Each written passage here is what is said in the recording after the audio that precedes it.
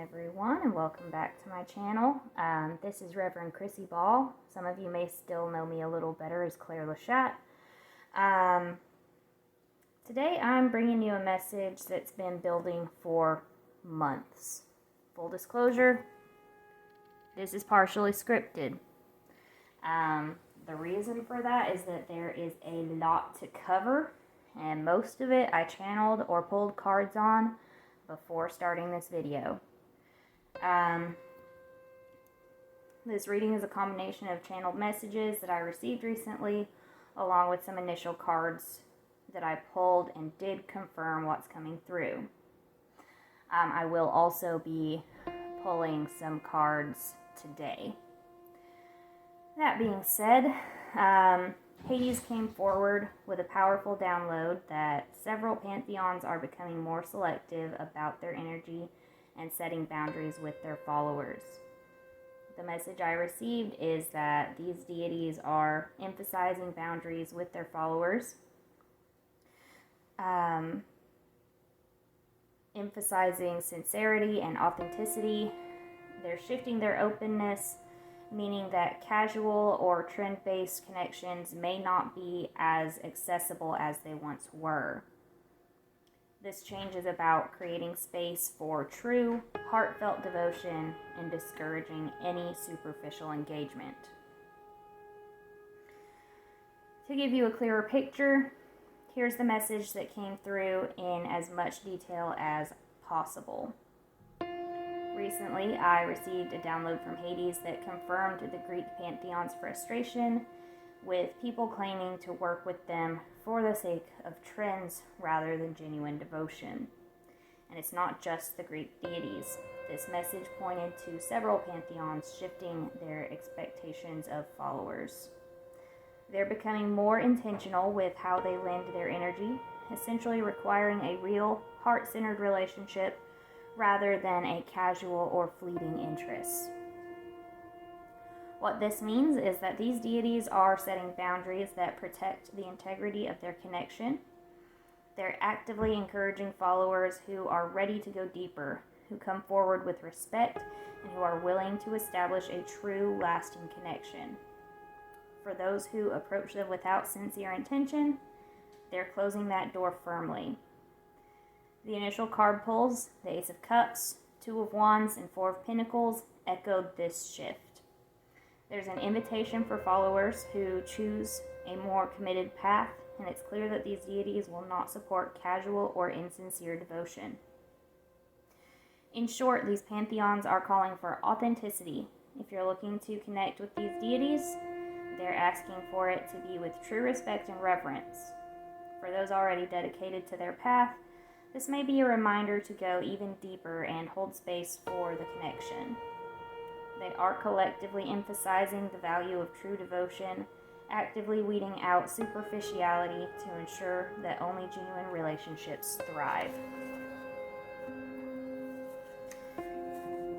So, before we go into, I was trying to knock those ashes off and it worked. Perfect. Before we go into the reading itself, I do have some questions already lined up that I'll be going over today. These are what I'm pulling cards on. What does this mean for prophets? How will this shift affect those who serve as messengers for the deities? How will this impact followers who have already been working to establish personal relationships with these deities? For those dealing with limited time, energy, or mental health challenges, what will this mean, especially if they can't devote themselves fully to ritual? Are any particular zodiac signs or energies likely to be more affected by this shift than others? So, without further ado, let's get into these questions. We'll start with the question about the prophets.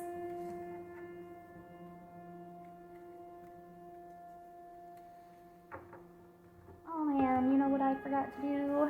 I lit my incense, but I did not cleanse my cards. Let's do that before we start, shall we?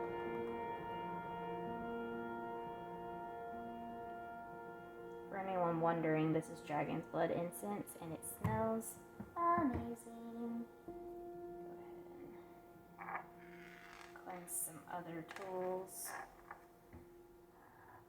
This is just tea. All right, now let's get started. So what does this mean for prophets of these deities? How will the shifts affect those who serve as messengers for the deities?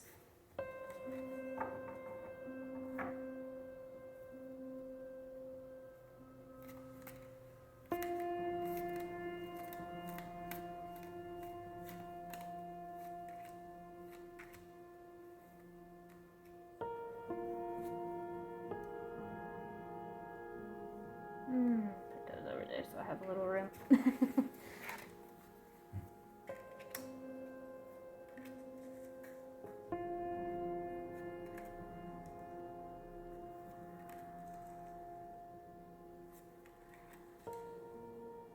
me make sure that this is all in frame. It's not, so let's resituate a bit. I'll have to move my book over so I have room. I'm gonna do these in 2 rows of 3. Is everything in frame? Almost. Sorry, I just gotta make sure everything's in frame. It doesn't make sense if you guys can't see the cards. Okay, so let's dive into what these cards mean. We have the 8 of Pentacles, the 7 of Swords, the 6 of Wands. These are both reversed. The 7 of Swords and the 6 of Wands, they're both reversed. The Knight of Wands, 8 of Wands, and 10 of Wands. So, starting with the 8 of Pentacles, this card is about dedication, mastery, and putting in the work.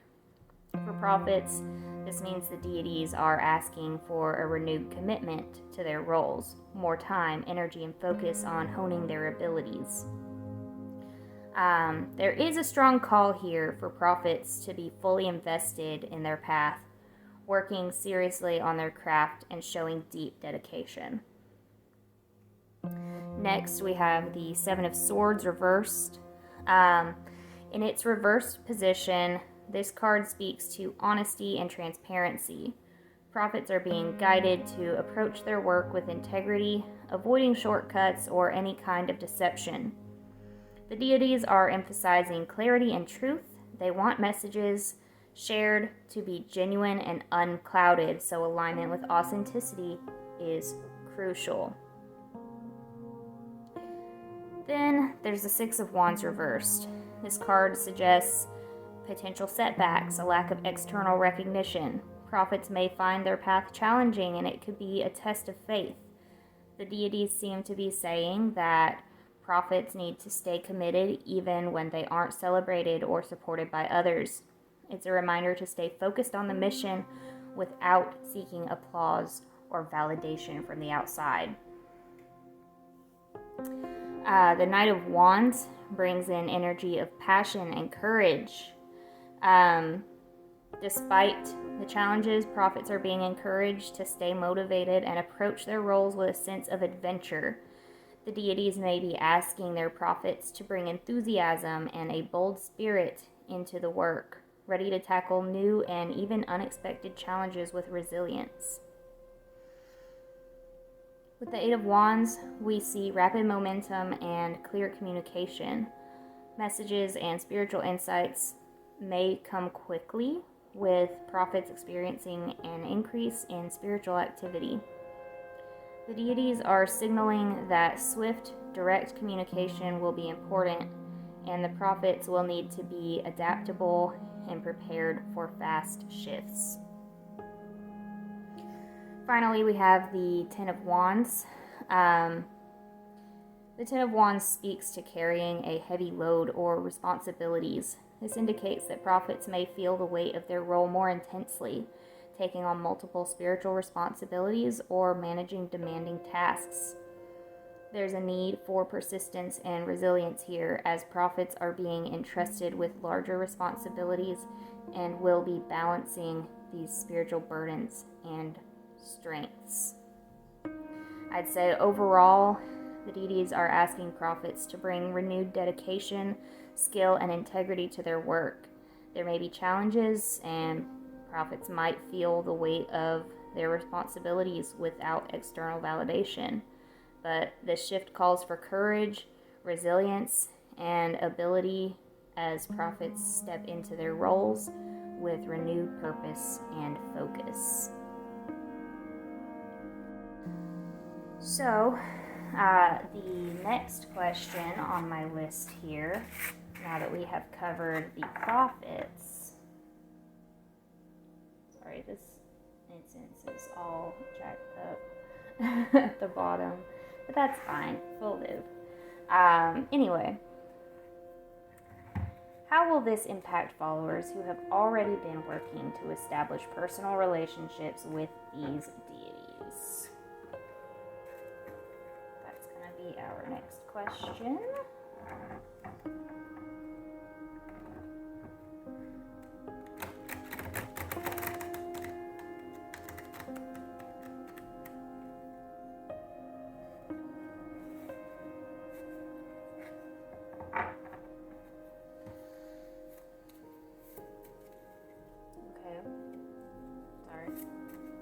Lose half the deck, and if they jump, and that means that they want to come out, but they didn't jump all the way up.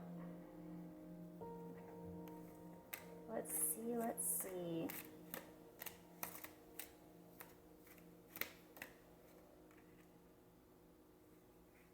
Okay. Let me see if there's more than just the one before we move on, before I flip it. Yes.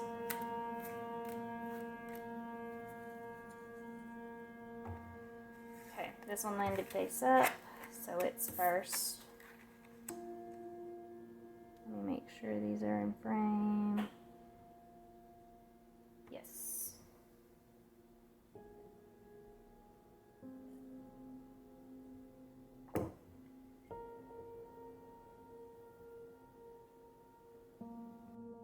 So here we have the Hierophant reversed, Queen of Cups, and the King of Wands. Starting with the Hierophant reversed, this card suggests a break from traditional structures and routines. For established followers, this may mean that the deities are inviting them to step away from rigid or conventional practices.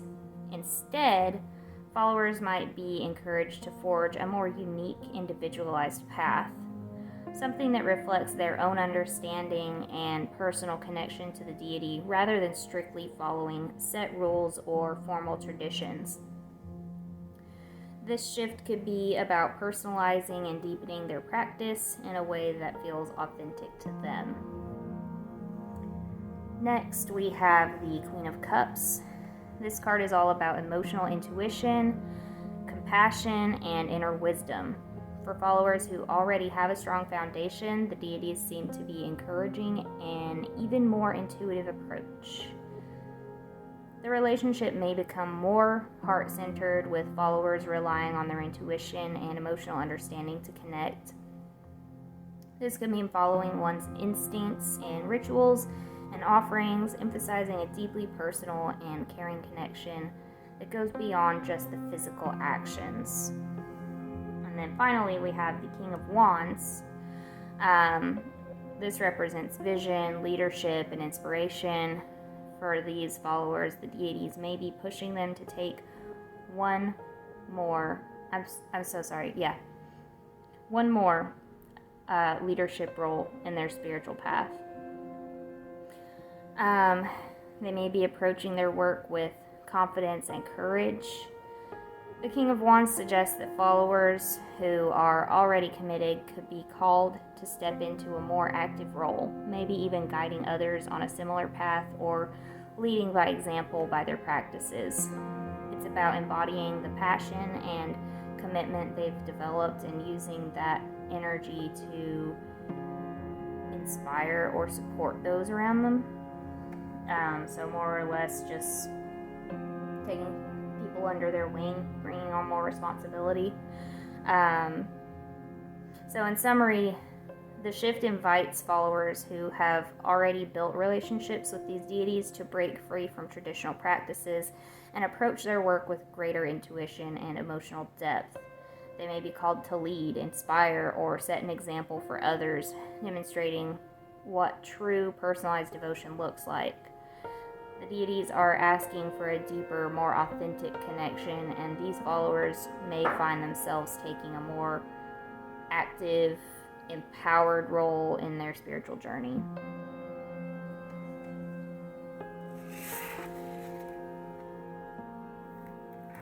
So that is that spread. And now, got a couple more questions here. So this next one, for those dealing with limited time, energy, or mental health challenges, what will this mean, especially if they can't devote themselves fully to ritual?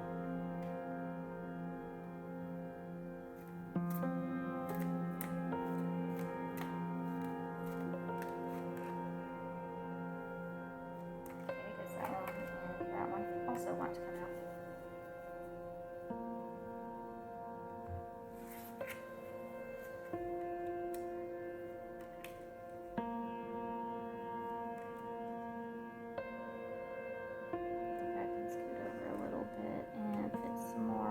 Top row, because there's a few that want to come out.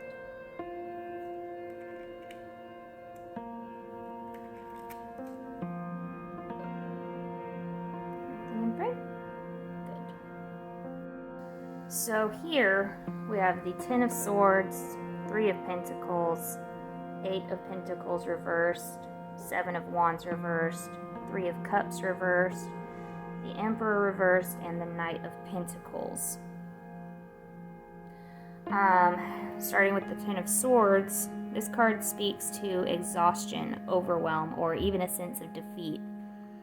It suggests that some followers may feel burdened by the expectation of deeper commitment and may struggle under the weight of these challenges.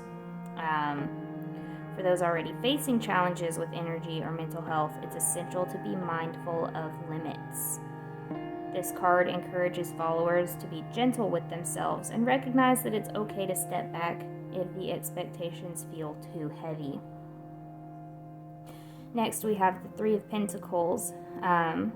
This is all about collaboration and teamwork. This card suggests that for those struggling to go it alone, seeking support from a community may be helpful, whether it's connecting with other practitioners for encouragement or sharing responsibilities in a group setting. The deities may support efforts made within a community, allowing these followers to feel less isolated and more connected, even if their own personal energy is limited. So next we have the Eight of Pentacles reversed. In this position, the card highlights challenges with dedicating time to energy or to practice. For those who may feel they're unable to put in constant effort, the card suggests that deities may be understanding of their limitations. They might not require consistent ritual work, but could value genuine, simple expressions of devotion. The focus here is on quality over quantity, so followers might consider small but meaningful gestures instead of extensive rituals. And then we have the Seven of Wands reversed, indicating a need to release defensive or self-pressure. Followers may feel as though they have to defend or justify their level of commitment, but this card suggests letting go of that. It's a reminder that the deities understand personal limitations and that followers don't need to prove their dedication. This could mean accepting a more flexible approach to worship that doesn't add extra stress. And then we have the Three of Cups reversed, showing potential isolation or a feeling of disconnection. For followers with limited energy or time. This might indicate struggles with a lack of community or support. The card encourages finding meaningful, even if occasional, connections with others. Social connection, even in small doses, may help bring strength and reduce feelings of isolation, even if these followers can't engage fully. And then we have the Emperor reversed. Here we see a release from rigid structures or expectations. This card suggests that these followers aren't expected to adhere to strict rules or formal rituals. They're being invited to find their own, gentler path that respects their personal limits. This could mean that the deities are more lenient with them, understanding their circumstances and valuing a flexible approach to connection over a strict ritualistic one. And then finally, we have the Knight of Pentacles, bringing a sense of steady, gradual progress. This card reassures followers that even slow, consistent steps are valued. For those with limited energy, simply staying engaged at a pace they can manage is enough. The deities might be asking for commitment over the long term rather than frequent, intensive rituals. So, to sum it up, for those dealing with limited time, energy, or mental health challenges, the deities seem to be understanding of their situation. This shift may feel challenging, but the deities encourage them to let go of self-pressure, focus on small, meaningful acts of devotion, and seek support when possible. They're allowed to find a flexible path that respects their limits with the assurance that steady, authentic commitment, no matter how gradual, will still be valued. I'm getting the phrase, come as you are. So they really just want you to be your authentic self and show them that they mean something to you and that you want to mean something to them as well. And they want to show you that you do. I'm going to sip tea.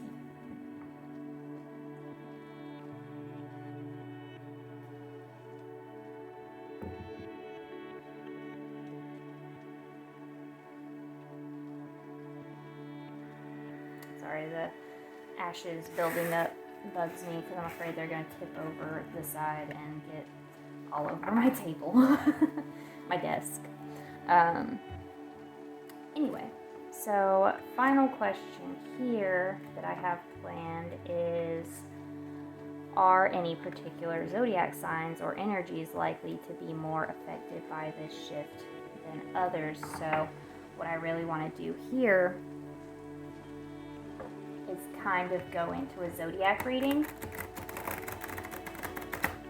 I will first just kind of pull on the question itself, and then I will go into how each zodiac sign is affected by this.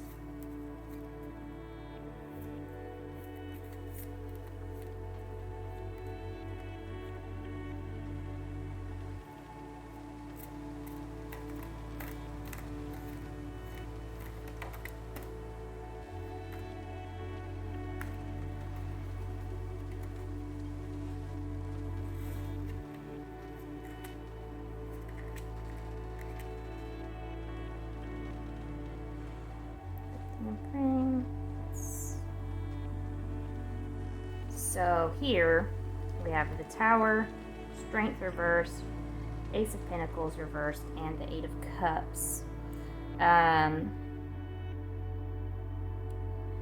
With this spread, I'd say the Tower, it's all about sudden change, upheaval, and breaking down old structures. Signs or energies that are more fixed in their ways, like Taurus, Leo, Scorpio, and Aquarius, may feel this shift especially strongly. These signs are known for their stability and resistance to change, so the Tower's energy could be challenging for them, as it represents a major shakeup in established practices. For these signs, this shift may feel disruptive or uncomfortable, pushing them to let go of old habits and embrace new transformative spiritual paths. With strength reversed, this speaks to vulnerability, self-doubt, and inner struggle. Leo energy, which is associated with this card, may feel particularly affected.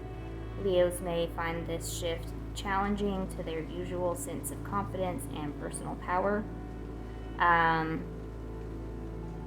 This card could suggest a need for Leo energy to approach their spiritual path with humility and patience, acknowledging vulnerabilities and working through doubts in a new, softer way. With the Ace of Pentacles here, this highlights issues around security, resources, or feeling ungrounded. Earth signs like Taurus, Virgo, and Capricorn may feel especially affected here. This card reversed can signal the feeling of instability or lack of direction, which may cause these signs to question their spiritual foundation or feel a bit lost. Earth energies may need to be patient with themselves and focus on grounding practices even if they don't immediately progress. And then finally, we have the Eight of Cups representing walking away from things that no longer serve us. Water signs like Cancer, Scorpio, and Pisces may resonate strongly with this energy as it involves releasing emotional attachments and moving forward on a new path. For these signs, this shift may bring about an emotional need to leave behind old beliefs or habits, even if it's difficult.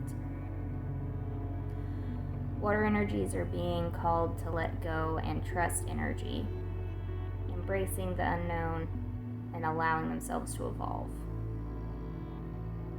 All in all, signs with strong fixed energy like Taurus, Leo, Scorpio, and Aquarius may feel the shift intensely as it disrupts their usual stability.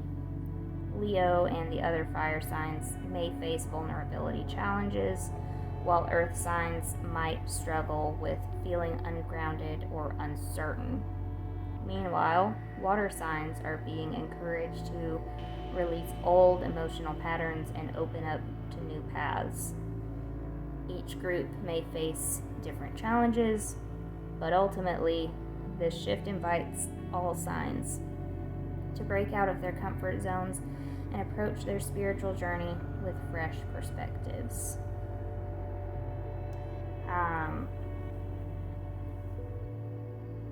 That almost covers everyone. The only ones that didn't really get much in depth were air signs. And it did touch on fixed signs specifically. We didn't get much from cardinal or from mutable signs other than the ones specifically listed. So I think I do actually still want to pull. I'm thinking I don't want to pull specifically for each sign because that's going to take a really long time. What I do want is to pull for the cardinal, mutable, and air signs. And then, if something comes up that feels a little more specific, just like in that spread, I'll just read on that. So let's actually start with our cardinal signs. Already got about 2, actually 3, maybe. Nope. Cardinal signs. We do have 3.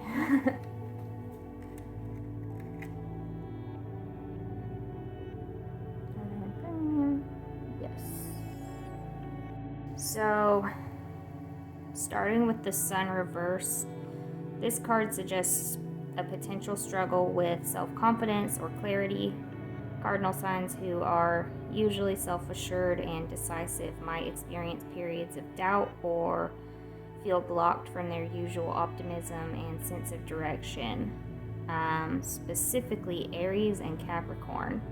Aries may feel frustration with any perceived setbacks or lack of forward momentum, as this energy reversed dims their usual fiery drive and enthusiasm. Aries might need to take time for introspection rather than pushing forward impulsively. And for Capricorn, this sign is focused on goals and achievements. They could feel temporarily ungrounded or discouraged. This card calls for patience and a reminder that it's okay if things don't move quickly as planned. Next, we have the Queen of Swords, which speaks to mental clarity, discernment, and setting boundaries. The cardinal signs are being called to approach this shift with a clear, logical perspective, cutting through distractions and focus on what truly matters in their spiritual path. Each sign might experience this in a unique way. Like Libra may find themselves assessing relationships and deciding which ones truly support their spiritual growth. The Queen of Swords encourages Libra to make decisions based on logic and fairness, even if that means setting stronger boundaries. For Capricorn and Aries, this might be a prompt to evaluate their long-term goals or ambitions, separating what serves their growth from what no longer aligns with their path. And then for Cancer, the Queen of Swords may represent the need to detach emotionally and approach this shift with a more objective outlook. Capricorn, I don't know why I said Capricorn. I meant to say Cancer. I guess Capricorn might have to do this as well.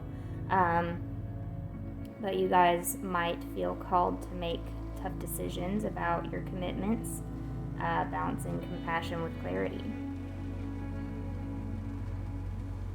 And then finally, with the Knight of Cups, this brings an emotional, intuitive energy that invites the cardinal signs to reconnect with their heart and sense of purpose. This card suggests that even though cardinal signs are action-oriented, the shift asks them to explore their feelings and intuition.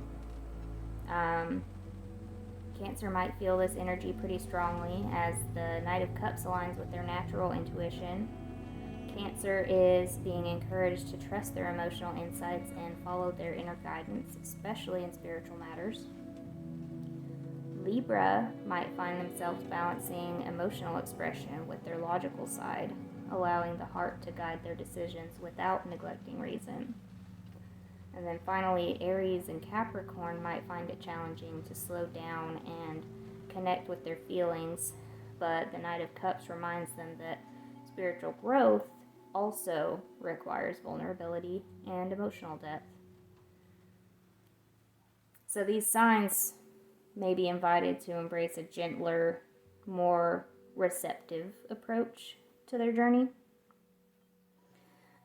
So altogether, the shift calls cardinal signs to embrace introspection and emotional depth, even if it challenges their directness and decisiveness. They're encouraged to practice discernment, set boundaries where necessary, and allow their intuition to guide them. Each sign is being invited to balance action with reflection, using both the mind and heart to navigate spiritual path with clarity and purpose. So I'm also kind of getting that on the flip side, cardinal signs might be encountered with learning to recognize and respect the boundaries of others, not just their deities, but also the people in their lives who may set and enforce their boundaries a little bit differently than what they would expect or hope. But more than anything, it's coming through as their own boundaries and the boundaries of their deities.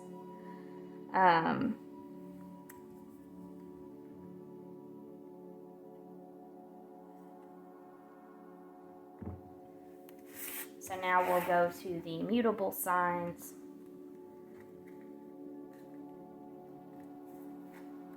And then air signs.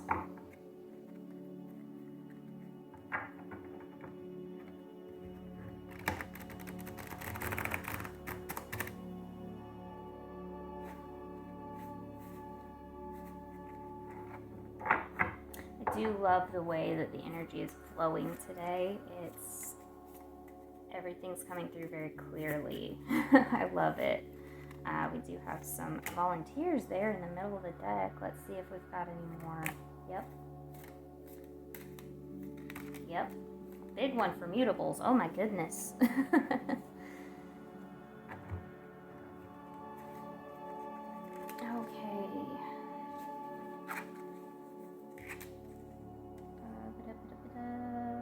Trying to make sure everything's in frame.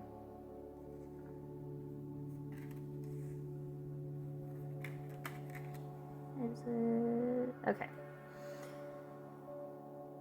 So it looks like we've got the Chariot reversed, Queen of Cups reversed, Wheel of Fortune reversed, Ace of Wands, Knight of Wands, Nine of Swords reversed, and the Seven of Swords. So starting with the Chariot reversed, this card points to a potential lack of direction or struggles with control.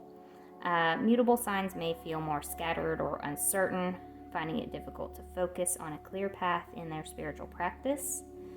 Gemini particularly might feel unfocused, pulled in multiple directions, and unsure which path to pursue. They may need to pause and consider their intentions, resisting the urge to jump between practices or beliefs. Sagittarius is pretty well known for their expansive nature. They might experience frustration or feeling stuck or limited. This card suggests that Sagittarius needs to consider whether their spiritual path needs more grounding rather than constantly seeking new experiences. Virgo could feel a loss of control or purpose, as they often prefer structured paths. This energy encourages Virgo to release the need for perfect clarity and trust the unfolding process. Pisces may find it hard to connect with their usual sense of spiritual flow and intuition, feeling a bit lost. The challenge here is to regain inner control without relying on external validation. Next, the Queen of Cups reversed indicates emotional turbulence or a disconnect from intuition. For mutable signs who often rely on their adaptability, this could feel unsettling. Pisces and Virgo might find themselves overly sensitive to external influences, feeling emotionally drained or out of balance. This card calls on them to protect their emotional boundaries and practice self-care. Gemini may feel disconnected from their emotions. They may be struggling to tap into their deeper feelings or spiritual insights. They might benefit from slowing down and listening more closely to their heart. Sagittarius could experience emotional highs and lows, feeling impatient with their current spiritual path. The challenge for Sagittarius is to be present with their feelings rather than rushing to escape discomfort like they might normally do.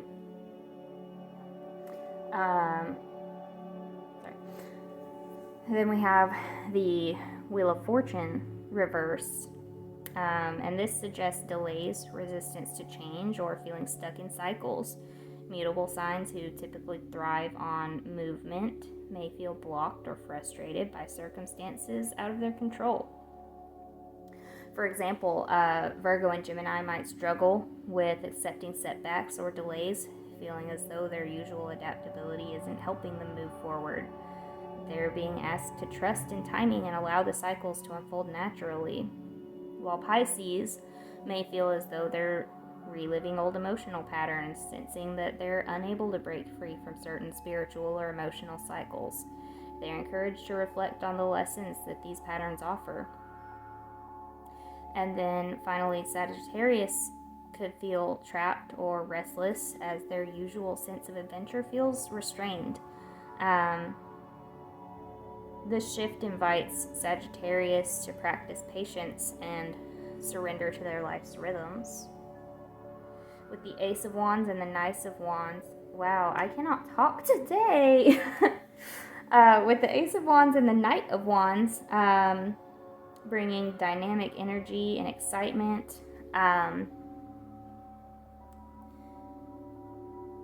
This could suggest that there's still room for new inspiration and passion, even in the midst of these challenges. Sagittarius and Gemini are likely to feel this energy strongly, experiencing bursts of enthusiasm or ideas that could help them re-engage with their spiritual journey. This would be a reminder that while there are delays, the spark for growth and exploration is still alive. And then Pisces and Virgo may feel this energy as a call to approach their practices with fresh creativity, trying new rituals, aspects of their spirituality that feel inspiring. Then we have the Nine of Swords reversed right here.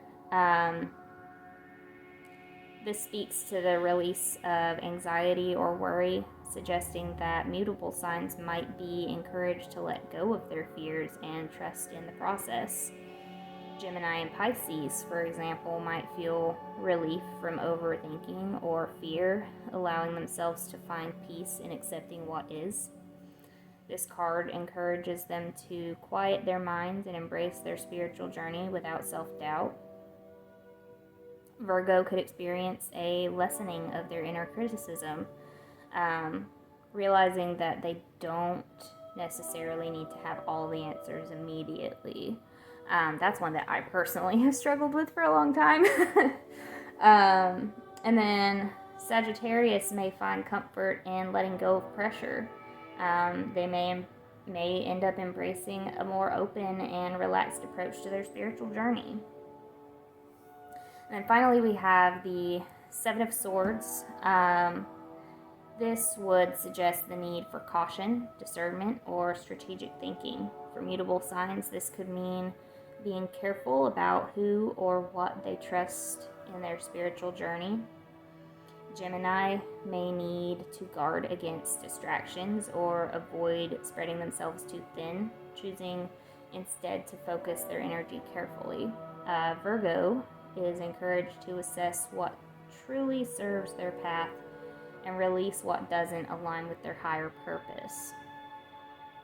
And then Sagittarius and Pisces might need to examine their connections and ensure they're not being misled by superficial attractions or influences. It's a call to follow their inner truth with care. So to sum it all up, because this is a huge spread, for mutable signs, this shift calls for patience, self-care, and discernment. You may face frustrations around delays, emotional turbulence, or feelings of uncertainty. But the Ace and Knight of Wands are here to remind us that there's still room for passion and inspiration. By trusting the journey, setting boundaries, and focusing on what truly matters, mutable signs can navigate this shift with grace and rediscover the joy in their spiritual practice. So it sounds like overall, while the deities involved are setting their own boundaries, they're encouraging us to do the same. That's been an overarching theme throughout the fixed, mutable, and cardinal signs. It seems to me like this is the prime example of as above, so below. We are all reflecting the changes together. they're not expecting us to get on board with something that they wouldn't accept from us themselves.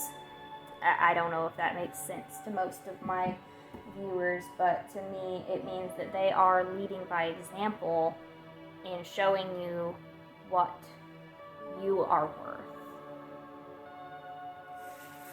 I'm not going to go into the air signs because they were pretty well represented throughout the cardinal, mutable, and fixed.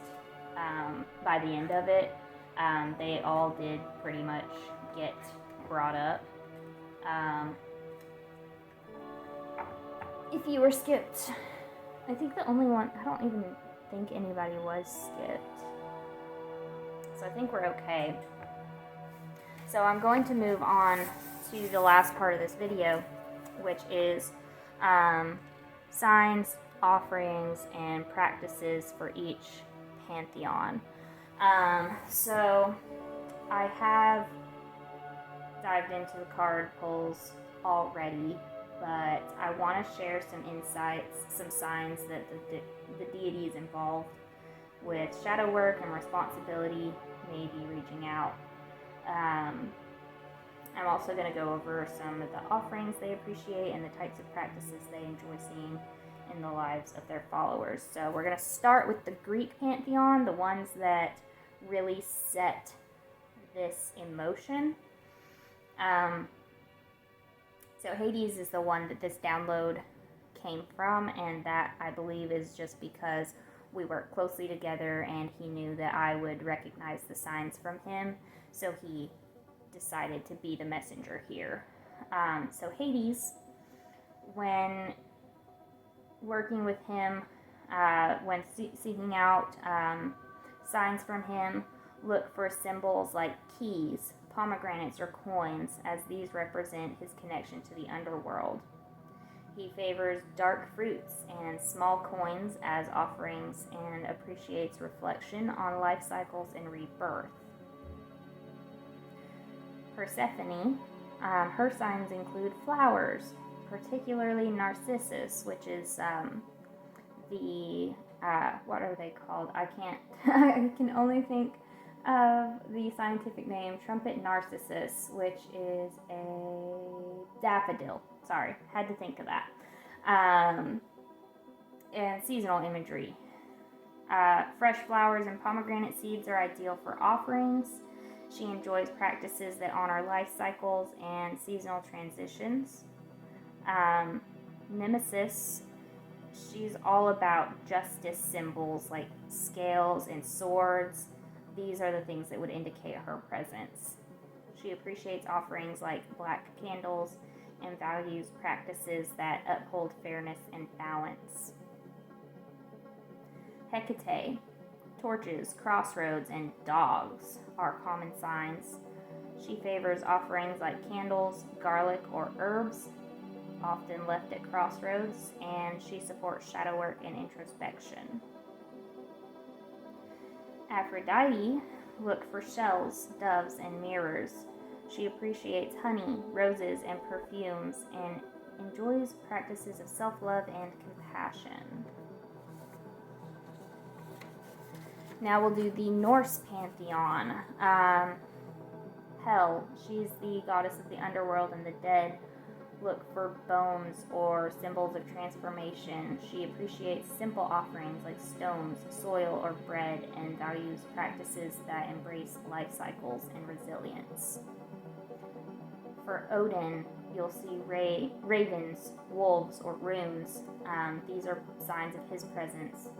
Mead, bread, or personal items are favored as offering, and he values wisdom seeking and personal growth.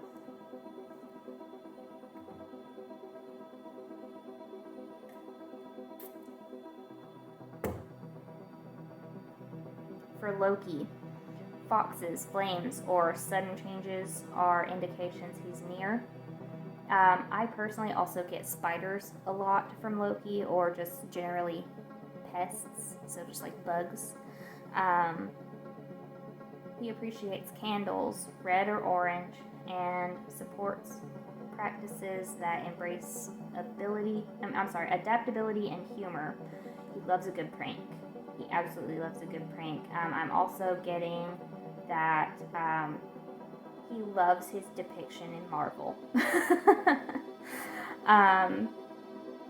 Thor, the god of thunder and protection. Thunder, lightning, or oak trees are signs of Thor.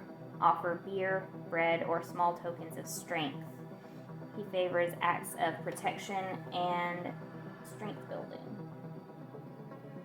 For Freya, cats, boars, and symbols of love signals Freya's presence. She enjoys honey, flowers, and practices that honor beauty, self-love, and magic. For the Egyptian pantheon, Anubis, the god of the dead, signs include jackals and symbols of guardianship. Fresh water, milk, or bread are appreciated as offerings, and he supports ancestor veneration and protective rituals. Ma'at, the god of truth, justice, and balance. Feathers and scales are common signs. Offer her feathers, incense, or items symbolizing balance, and practice truth and justice in daily life. For Ra, the sun, scarabs, and visions of light signal Ra. He enjoys offerings like water and sunflowers, along with practices that honor life and purpose. For Horus, you will see falcons, wings, or eyes as a symbol of Horus. He favors incense, falcon feathers, and appreciates foresight and protection for loved ones. He's the god of kingship, the sky, and protection. For the Celtic pantheon, the Morrigan, crows, ravens, or battle symbols are her signs. Offerings include black candles, feathers, and practices focused on bravery and self-transformation. She is the god of war, death, and prophecy. So I'll also say that dreams, prophetic dreams, may come from the Morrigan. Next we have Kaliak, the god of winter, wisdom, and weather. Look for winter landscapes and stone imagery. She prefers milk, bread, or stones as offerings and enjoys wisdom practices and embracing life cycles. Cernunnos is represented by stags, trees, and horned animals. These are symbols of Cernunnos. He favors herbs, acorns, and practices that connect with nature and life cycles. He's the god of nature, fertility, and life.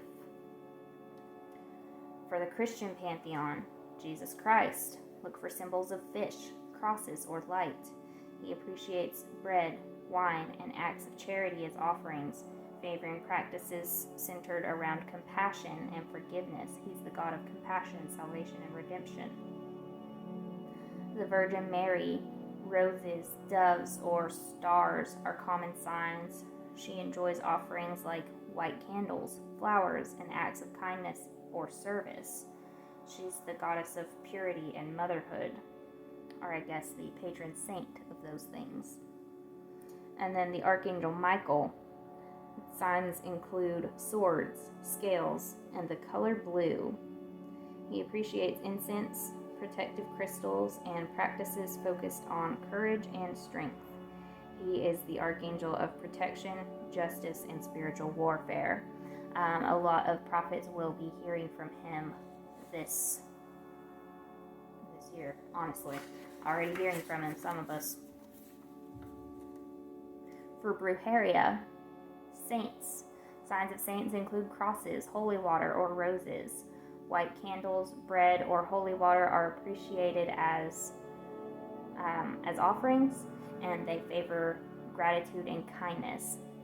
They are in charge of guidance. Ancestors. Heritage symbols or dreams may indicate their presence. offer family dishes, flowers, and engage in ancestor veneration or storytelling. La Santa Muerta. Look for skulls, black candles, or scythes. She appreciates tobacco, candy, and acceptance of life and death.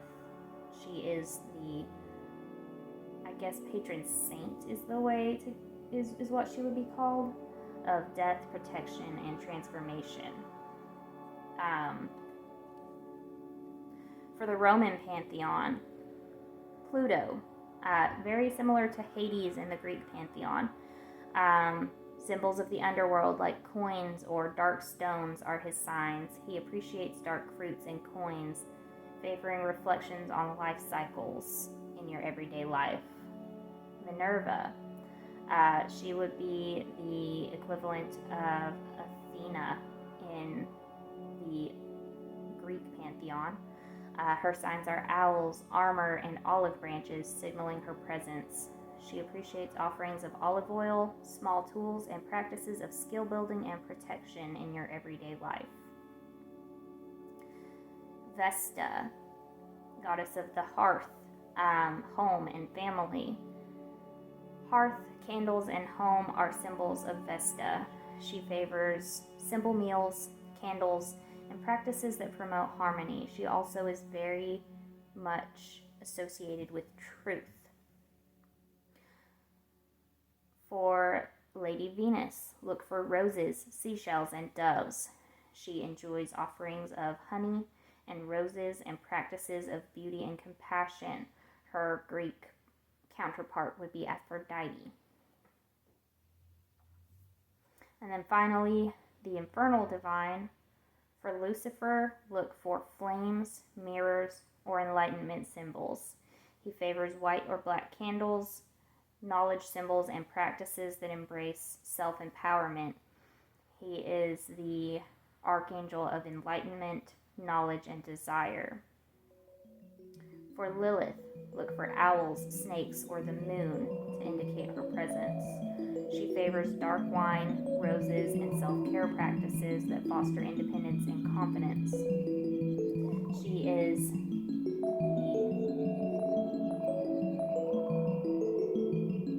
I don't know exactly what her title would be other than queen, but she is the queen of independence, feminine power, and primal energy. And then finally, King Paimon. Crows, sand, and camels are his signs. Offerings of coins, incense, and practices of self-mastery and inner balance are favored. He is the king of knowledge, wisdom, mysticism, and self-mastery.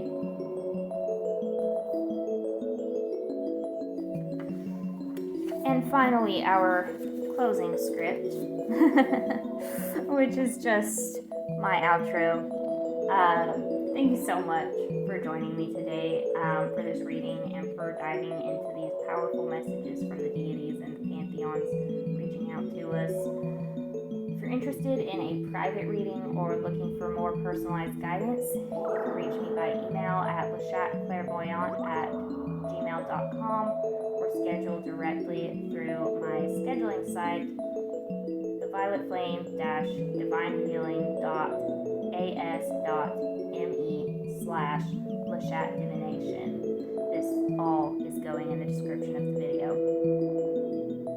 I also want to give a huge shout out to my Patreon community. Your support helps make these readings and insights possible, and I'm grateful to each of you for being part of this journey.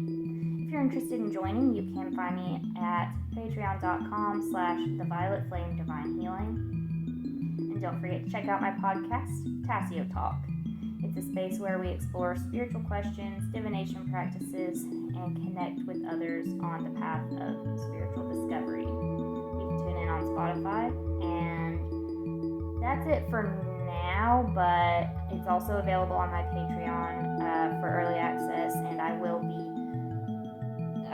adding that to iHeartRadio as well. Lastly, keep an eye out for some big changes coming in January. I'm really excited to share what's on the horizon, so stay tuned for updates as we head into the new year. watching. And as always, I don't ever say that. I use ChatGPT for my script. It says, and as always, remember to walk in light and seek truth. Until next time. Well, maybe I'll start saying that. I kind of like it. But in the meantime, thank you for watching, and I will see y'all in the next one.